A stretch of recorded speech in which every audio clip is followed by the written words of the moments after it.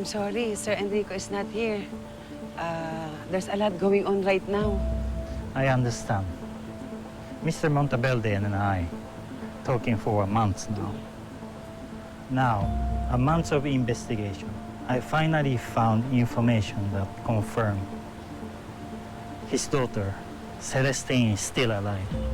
Oh, naku, tama pala yung kutob ni Sir Enrico. All these years, hindi siya sumuko na maniwala. Where is she? Where is she? Is she still alive? Where is Celestine now?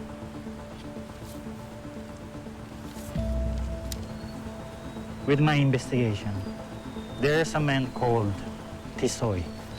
He is the part of the syndicate who took the baby.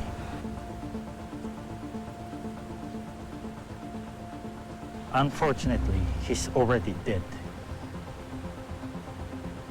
But before he died, he adopted the child to the woman he was with before. I don't know anything about her, but I will do everything I can to find her. This woman is the key to find Celestine.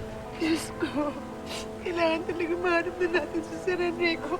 Kasi ito na yung matagal niyang hinihintay eh. Yung anak niya. Manalig lang po tayo sa Diyos, Lady Mara. Hindi niya po papabayaan si Sir Enrico.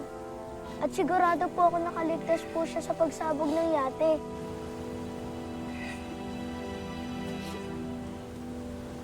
Sana Joshua. Sana.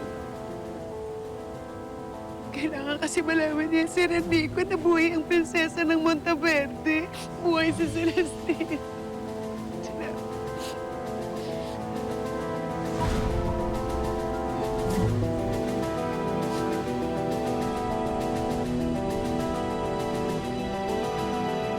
Be, ito na yung order mong turon. Dalawa sa akin.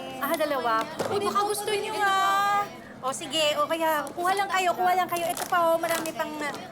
sige, salamat. Sige, kuha lang kayo. Be, master na. Sige, dito sa office ng CR. Sige. Sige. Balita, Chief. Ayos ba trabaho natin? Sa 40 million na naipangako sa atin, siyempre, areglado lahat. Nailabas na rin sa balita na aksidente ang pagkamatay ni Enrico Monteverde. At napalabas nating nagkaroon ng fuel leak. Asawa ni Serena yun na. Pinatay ng mga pulis na to? Yung bangkay, nakita na ba yun? Wala pang lumulutang na bangkay ni Enrico. Pero ang importante, walang makakapag-connecta nito sa nagutos sa atin. Doon kay Tyrone na kanang kamay ni Miss Serena. Dahil kung hindi, tepok tayo. Diyos ko. Si Serena bang nasa likod ng pagpatay kay Enrico? Kailan natin makukuha yung 40 million na yun? Antay lang tayo ng update ng search and rescue. At kapag nahanap na ang bangkay ni Enrico, goods na tayo. Antay lang tayo ng mga ilang araw. Sigurado na ang milyones natin.